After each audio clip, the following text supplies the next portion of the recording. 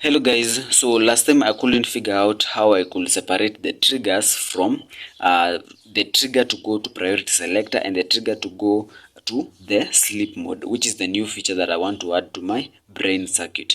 So today I figured it out how to separate those two. You can see I've added an AND gate. This is an AND gate. It contains 4 AND gates, the 74HC08, and also I've added an OR gate, which is the 7432.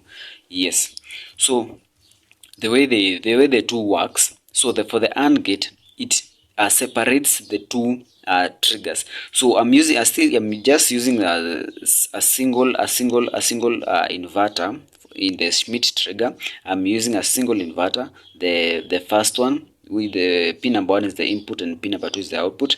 I'm still using that one, but once it comes to the AND gate, I've separated those two in a clever way. So let me just explain.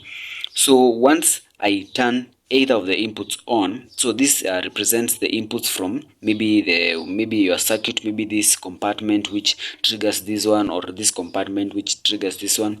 So at this point right here, if I turn on input number 1, input number 1 enters the first AND gate. The second input of that AND gate comes from the trigger pin. So this turning on also turns on the Schmidt trigger. So that Schmidt trigger outputs a 1 value. That same trigger that we were using last time. So that one output comes at this point, input, and the other input is from the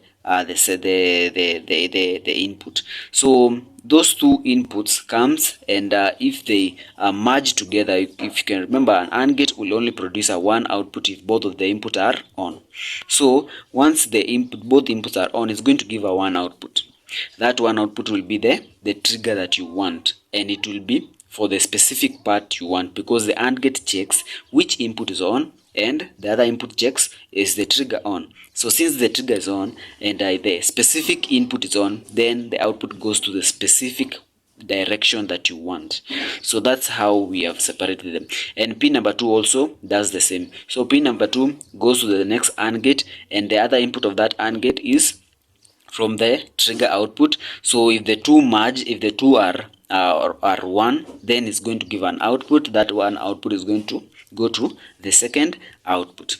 So that's how we have separated those two triggers in the circuit. If I can just demonstrate, if I turn this on, you can see red flashes and then goes off like that. If I turn it off, then I turn on the next one, you can see the yellow turns on and turns off. If you're not seeing, let me just turn off the camera light. It's a bit dark, but you'll just see it. So you can see the red one and the yellow one, like that. So that's basically how it works. So that's basically how you separate those two triggers. So this is what we're going to use next time.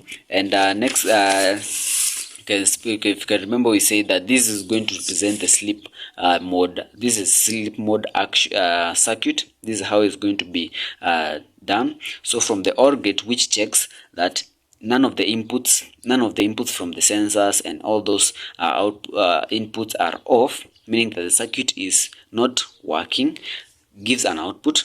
That output is going to be inverted. The inversion of that output is going to trigger. Now this is a trigger. It's going to trigger a monostable mode. The monostable mode will act as a clock, which will be counting, which will be giving the sleep mode the time to take its action before turning off the entire circuit. So the monostable is going to power the A-stable, which is going to be the clock of CD4017. CD4017 is a decade counter, counts from number 1 to 10. So once it reaches the 10th value, the 10th output is going to come and is going to trigger a bistable mode.